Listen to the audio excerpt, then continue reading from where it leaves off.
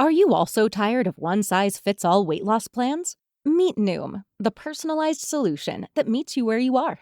Noom is able to understand your unique needs, from dietary restrictions to medical concerns. Unlike restrictive programs, Noom embraces your lifestyle and choices. Discover a sustainable approach to weight loss, tailored just for you. Honestly, Noom felt like it was made for me. It's not just about what I eat, it's about understanding why. With Noom, I've learned so much about myself and built healthier habits that stick. It's all about progress, not perfection.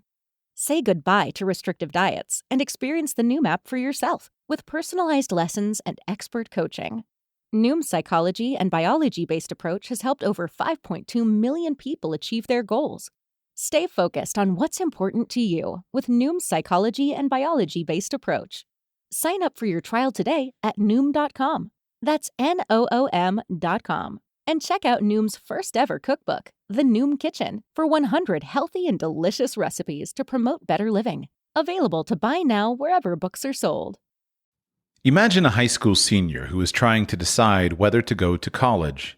He walks into the office of his school's counselor and asks for help in making up his mind. The counselor knows that this student's grades are B's and C's, and that his motivation and industriousness are fine, but nothing special. He is considering some college majors that sound interesting to him, but he does not have a passion for any of them. In fact, as the counselor talks to the student, she discovers that what he really enjoys is working with his hands. The idea of sitting in an office does not appeal to him. But his parents have their hearts set on their sons getting a college degree, and most of his friends will be going to college next fall. What information should the counselor give to the student to help him decide? We know what she is likely to say. A survey of high school students revealed that more than 90% of them were encouraged by their high school counselors to go to college. But what does this student really need to know? Above all, he needs to know whether he can expect to do well in college if he puts in a serious, good faith effort. And to know that, the student needs to understand the relationship between his level of intellectual ability and the demands of college courses in the majors he wants to declare. The counselor is not likely to give that information to him. She is unlikely even to possess it. Hardly any high school counselor has such information, because publicizing blunt facts about the relationship of intelligence to success in college has been out of bounds for decades. In an age when everyone from parents to presidents urges every child to go to college, a simple truth is almost universally ignored. Only a small minority of high school graduates have the intelligence to succeed in college. The refusal to confront the relationship between intelligence and success in college has produced a cascade of harms to many students who try to go to college, to those who do not, to the system of higher education, and to the nation as a whole. Academic ability and academic success.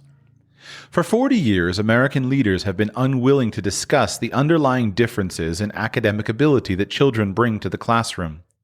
Over the same period, federal policy, backed by billions of taxpayer dollars in loans and grants, has aggressively encouraged more and more students to try to obtain a college education. As a result, about half of all high school graduates now enroll in four-year colleges, despite the ample evidence that just a small minority of American students, about 10 to 15%, have the academic ability to do well in college. At first, that proposition seems false on its face. After all, more than a quarter of American adults have successfully obtained a bachelor's degree, hereafter B.A. But the point is not that only a small minority of young people can survive for 4 years and get a degree in today's colleges. Rather, that only a small minority of them can do well. For everyone else, there ought to be better options than spending 4 years scraping by, at best. To make that case, it helps to put aside that inflammatory word intelligence and substitute the term academic ability. It's mostly a matter of changing labels, not meaning. Academic ability refers primarily to two of Howard Gardner's famous multiple intelligences, linguistic intelligence and logical mathematical intelligence.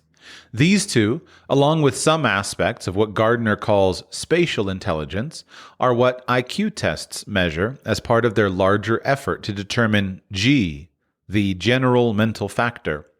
Academic ability is also well measured by the SAT, ACT, and other tests that bill themselves as indicators of academic preparation for college. But labels can make a difference. Using academic ability instead of intelligence emphasizes that the argument does not depend on the heritability of cognitive ability, the relationship of test scores to socioeconomic status, the malleability of mental capacity in toddlers, or the reality of G. Instead, I work from the simple and easily demonstrable proposition that what you see in the academic ability of high school seniors is what you get. Interests can still change at that age, and so can motivation. Such changes can have dramatic effects on academic performance. But the underlying level of academic ability is fixed long before the end of high school. So, how much academic ability is required to do well in college? We can begin by looking at what it takes to graduate from college. In 1972, the standard textbook for the Wechsler Adult Intelligence Scale concluded that a good working rule of thumb for the mean IQ of college graduates was about 115, which cuts off the 84th percentile. This was just an estimate based on the author's clinical experience and consistent with the research literature on college students of the 1950s and 1960s. But we have two excellent sources for checking that estimate more precisely. Members of the 1979 and 1997 cohorts of the National Longitudinal Survey of Youth, NLSY, who were given a psychometrically sound measure of academic ability, the Armed Forces Qualification Test, AFQT, at baseline. I have limited the samples to those who took the test in their high school years so that the measure of academic ability is uncontaminated by any college-level instruction, or lack of it. I also limit the sample to non-Latino whites, hereafter just whites, to sidestep complex issues about differential treatment of whites and minorities in colleges, issues that are extraneous to my argument. The members of the 1979 cohort who qualified for the analysis were in their college years from 1980 to 1986. Expressed in the IQ metric, the white youths who eventually got a bachelor's degree during that era had mean AFQT scores of 115.0. The members of the 1997 cohort were in their college years from 1998 to 2006, and the mean AFQT of the white youths who had gotten a BA as of 2006 was 114.1. That good working rule of thumb, offered in 1972, still seems to be very good indeed. About half of the white college graduates had scores lower than 115. In the 1997 cohort of the NLSY, for example, a quarter of the BAs were acquired by white youths with AFQT scores under 107, and 10% went to youths with scores under 100. So, if getting a degree constitutes our definition of doing well, then the proportion of whites who can do well is much larger than 10 to 15%. On the other hand, anyone who has taught a college class, unless he has spent his career at a highly selective school, knows that large numbers of students who manage to get a BA do not do well in the classroom. They get by, showing in their classroom participation that they do not understand much of the material, writing barely literate term papers, and turning in essays on the final exam that aren't quite bad enough to flunk. These students aren't necessarily lazy, they just aren't very good at the kinds of things that constitute competence in college courses. Just getting a BA is far too loose a standard for doing well. A better definition may be drawn from Jennifer Cobrin's 2007 analysis of college readiness. In line with others' definitions, Cobrin, a researcher for the College Board, defined college readiness as a 65% chance of getting a 2.7 grade point average in the freshman year of college. She used a sample of 165,781 freshmen of all ethnicities with SAT scores and freshman grade point averages who had attended 41 different colleges, ranging from unselective state universities to elite schools. The question she put to her data was this: what is the minimum SAT score, the benchmark score, that is statistically associated with that 65% probability of at least a 2.7 grade point average?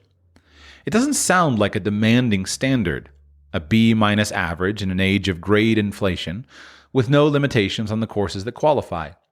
But demanding or not, the benchmark score for reaching that standard was 1180 for the combined SAT Verbal and SAT Math. Was the benchmark inflated by tougher grading in the most selective colleges? No. The difference between the benchmarks of the unselective institutions and highly selective ones was only 23 points. Was it inflated because many small private colleges were part of the sample? No. The benchmark was lower for small private colleges than for large state universities. How many of America's 18-year-olds could get a combined SAT score of 1180 or higher if everybody took the SAT? In my 2008 book, Real Education, I used 3 independent methods of calculating the answer to that question, estimating the distribution of scores of the 18-year-olds who do not take the SAT, using the College Board's norm studies that employed nationally representative samples, and using the work of Meredith Fry and Douglas Detterman, who compared SAT scores and AFQT scores in the 1979 cohort of the NLSY. The 3 methods each produced a narrow range of plausible answers. Somewhere between 9 and 12% of the 18-year-old American population could get a score of 1180 or higher, with a realistic best guess of about 10%. There is no inconsistency between Cobrin's results and a 115 mean IQ among white college graduates. The students who make salient points in classroom discussions, who write well-researched term papers, and whose final exams demonstrate that they understood the material, are usually well into the upper half of the distribution of academic ability among those who go to college. In other words, they are somewhere in the top 15% of the population, and usually in the top 10%. This conclusion is easy to accept when it comes to majors in mathematics and the hard sciences. No one can do well in those majors unless he can handle the math, and handling the math usually means being able to pass courses in advanced calculus and statistics. Most people are willing to concede from their own experience with mathematics that only a small percentage of people are competent in advanced math, and 10% does not sound out of line. Yet, courses in the humanities and non-quantitative social science would appear to have no equivalently obvious intellectual barrier to entry. All you have to be able to do is read and comprehend. But in college, what you have to read is often not easy. In Real Education, I used quotations drawn from page 400, a randomizing choice, of several college textbooks to remind my readers what college-level reading is like. Here is one from page 400 of The Western Heritage, 1983, by Donald Kagan, Stephen Osment, and Frank Turner. The Protestant Reformation could not have occurred without the monumental crises of the medieval church during the exile in Avignon, the Great Schism, the Conciliar period, and the Renaissance papacy. For increasing numbers of people, the medieval church had ceased also to provide a viable religious piety. There was a crisis in the traditional teaching and spiritual practice of the church among its many intellectuals and laity. Between the secular pretensions of the papacy and the dry teaching of scholastic theologians, laity and clerics alike began to seek a more heartfelt, idealistic, and, often in the eyes of the Pope, increasingly heretical religious piety. If you think that more than 10% of American 18-year-olds could follow the thread of that paragraph, even if you explained what Reformation, Great Schism, and Renaissance meant, you should go to the National Center for Education Statistics website. It posts sample questions from the 12th grade reading tests of the National Assessment of Educational Progress, along with the percentages of students getting them right. The numbers are sobering, as are the overall results. Just 5% of 12th graders reach the advanced level on the National Assessment's reading test, and advanced is what that passage from The Western Heritage requires. Succeeding in social science and humanities courses taught at a genuine college level demands a lot more than just basic literacy and motivation. Add in the rigors of courses in the hard sciences, and that estimate of 10 to 15% who can do well in college seems not just plausible, but generous. The costs of failure. If trying for a college degree were cost-free, and if students were unaffected by failure, these numbers would still justify some version of an everybody should go to college position. If people with average academic ability can sometimes get a BA, why not encourage everyone to attempt it? But trying for a BA exacts high costs in both time and money, often burdening students with large loans as they start out in life. And teenagers bleed if they are pricked. Encouraging young people who can succeed if they try hard to strive for college is one thing, but setting young people up for failure is another. The advocates of college for everyone seldom mention those who try and fail. But, in fact, the college dropout rate is extremely high. In a longitudinal study sponsored by the Department of Education, 42% of those who entered college in 1995 had not obtained a degree within 6 years. That is almost exactly the same as the 41% of white youths in the 1979 NLSY cohort who dropped out of four-year colleges and never got a BA. For whites in the 1997 cohort who were at least 24 years old in the 2006 survey, 39% of those who had entered a four-year college had not yet obtained a degree. The mean AFQT scores of the dropouts in the 1979 and 1997 cohorts were 104 and 103, respectively, compared to the 115 and 114 of those who graduated. Lower academic ability in high school was strongly associated with increased likelihood of failure. A statistical analysis lets us be more precise. The figure on the following page shows the probability that a person with a given AFQT score who enrolled in a four-year college dropped out before getting a degree. The results from the two cohorts, born 20 years apart, are remarkably similar. They will become virtually identical as those in the 1997 cohort who were still enrolled in college as of 2006 either give up, disproportionately those at the low end of ability, or get their degrees, disproportionately those at the high end of academic ability. Note that the analysis is based only on those who had the motivation to enter a four-year college in the first place. If the graph were based on everybody, the probability of failing to get a degree would be far higher for those at the lower levels of academic ability. But even when restricted to the self-selected group who try for college, the crossover point at which a student had a 50-50 chance of getting a BA was an AFQT score of about 105 in both cohorts. Now, put the information in that graph together with these facts about who tries to go to college. About 17 out of every 20 white high school seniors at the 90th percentile of academic ability enter a four-year college hoping to get a BA. 20% of them can be expected to fail. About 2 out of 3 white high school seniors at the 75th percentile of academic ability enter a four-year college hoping to get a BA. 40% of them can be expected to fail. About half of white high school seniors at the 60th percentile of academic ability enter a four-year college hoping to get a BA. 52% of them can be expected to fail. About 2 out of 5 white high school seniors at the 50th percentile of academic ability enter a four-year college hoping to get a BA. 60% of them can be expected to fail. The reality behind these numbers is even more depressing. Those among the academically talented who do not get a degree are likely to be voluntary failures, students who easily could have gotten the BA but behaved in ways that prevented them from doing so, spending too much time partying or running the student newspaper, or, as in the case of Bill Gates and Steve Jobs, deciding they wanted to do something else. But the lower we go down the ladder of academic ability, the higher the probability that the failure was genuine. An inability to cope with college-level material, combined with the discouragement and loss of self-confidence that accompany any endeavor in which we try hard and just can't do it. A counselor's conundrum. Let us return to the guidance counselor as she considers what to tell the uncertain high school senior.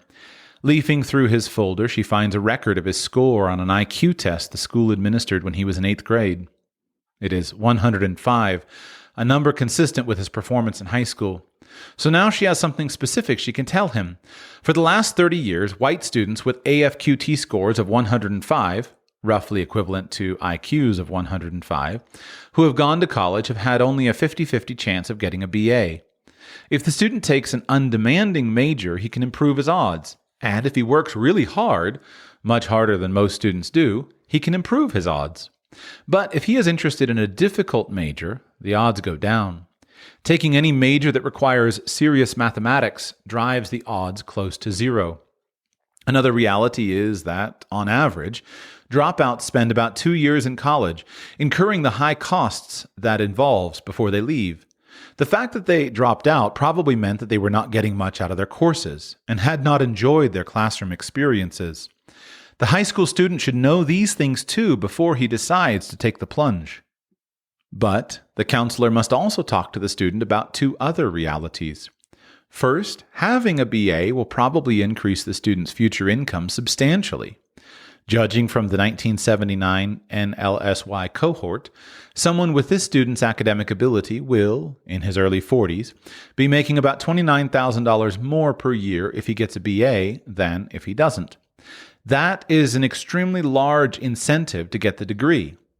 Second, less concretely but just as real, the BA has become a social gatekeeper.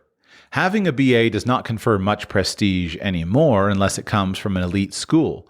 But not having a BA is a badge of second-class social status, unless one is in the Bill Gates, Steve Jobs category. To be just a high school graduate sounds very bad these days, and it doesn't sound much better to say you have an associate's degree from a community college. After the counselor has given all this information to the student, the young man says to her, "What do you think I should do?" It is a daunting question. What is, in fact, in his best long-term interests, both for maximizing his chances of financial success and for finding him a satisfying vocation? The counselor has no good answer, because the options available to her are inadequate. The student should certainly get more education after high school. There are courses taught on college campuses that could benefit him. But 4 years? A BA?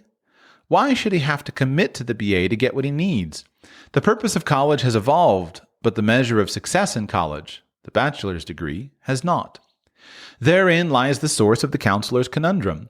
Enormous economic and social value comes from a nearly meaningless piece of paper. It is nearly meaningless because, except for a handful of majors in the hard sciences, a BA tells an employer next to nothing about what the degree holder has learned. The requirements for majors are usually so loose and the availability of soft courses so great that an employer has to scrutinize the transcript course by course to have any idea of what an applicant knows.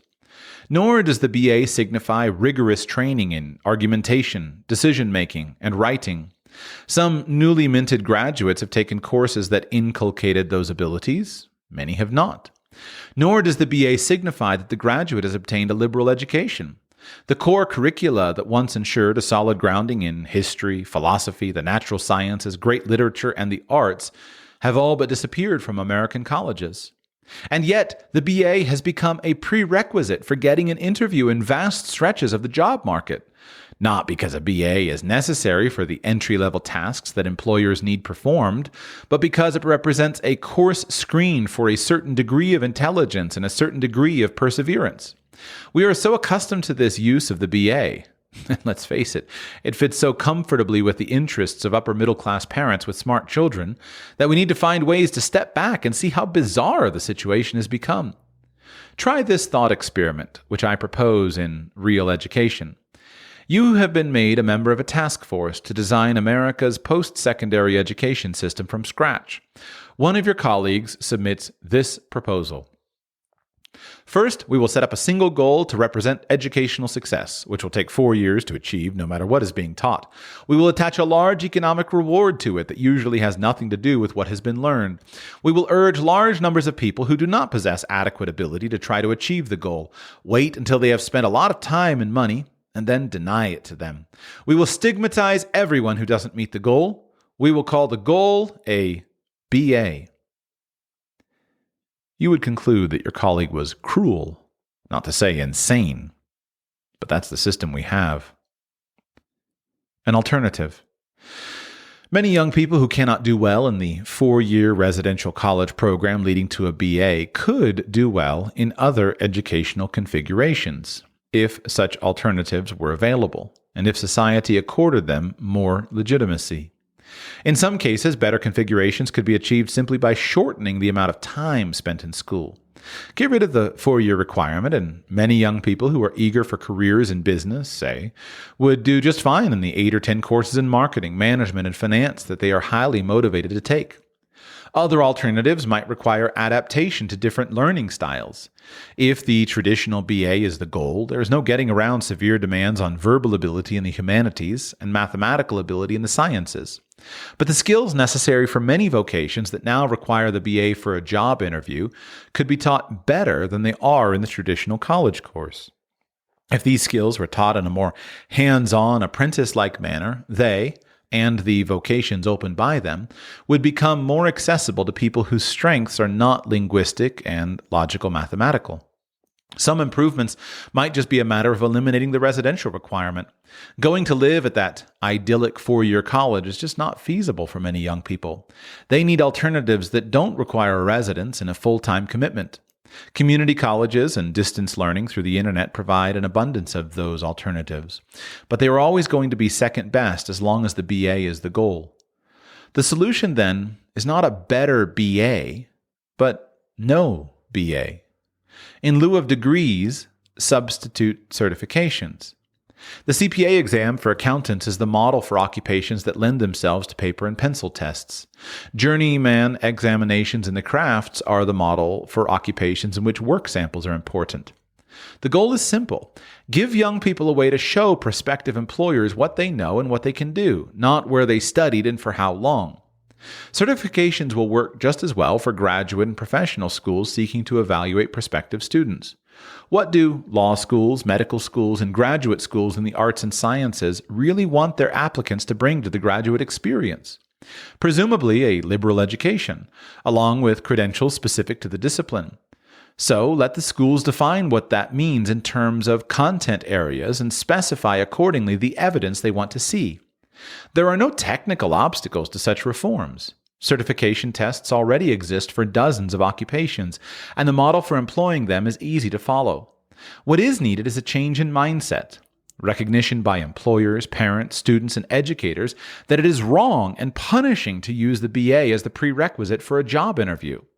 Employers looking for productive employees and graduate schools looking for well-prepared students need information, and the piece of paper called a BA does not provide it.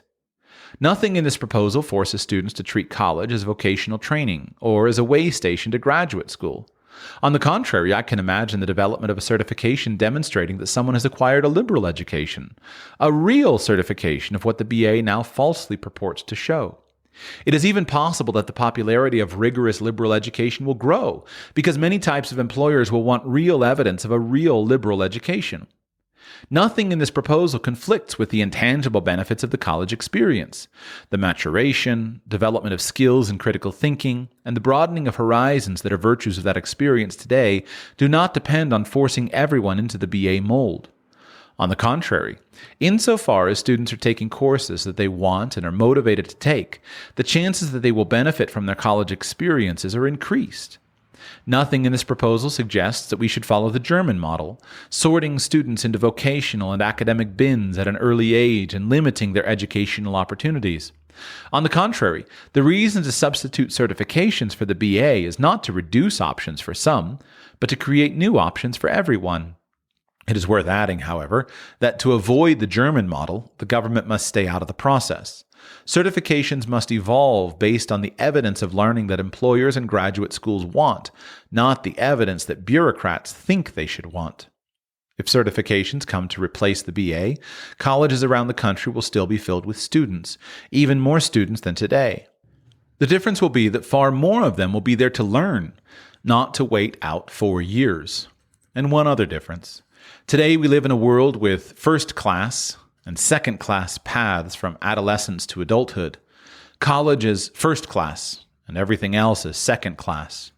When the BA is no longer the universal goal of post-secondary education, it will be easier for everyone to recognize that all students who seek more education after high school are engaged in the same activity, discovering what they love to do and learning how to do it well. For some, the things they love to do will involve the stuff of a classic liberal education. Others will pursue practical tools for making a living. But the quest is the same for all. Ridding ourselves of the BA is a good way to help everyone recognize that common bond. The article that I have just read you is called Intelligence in College, written by Charles Murray, published in 2009 in National Affairs magazine. The bad news is there hasn't been a ton of progress since 2009 in the direction outlined and proposed by Murray. The good news is there has come a lot of progress in the last couple of years, and I'm optimistic that the next decade will mark some of those changes called for so long ago by Murray.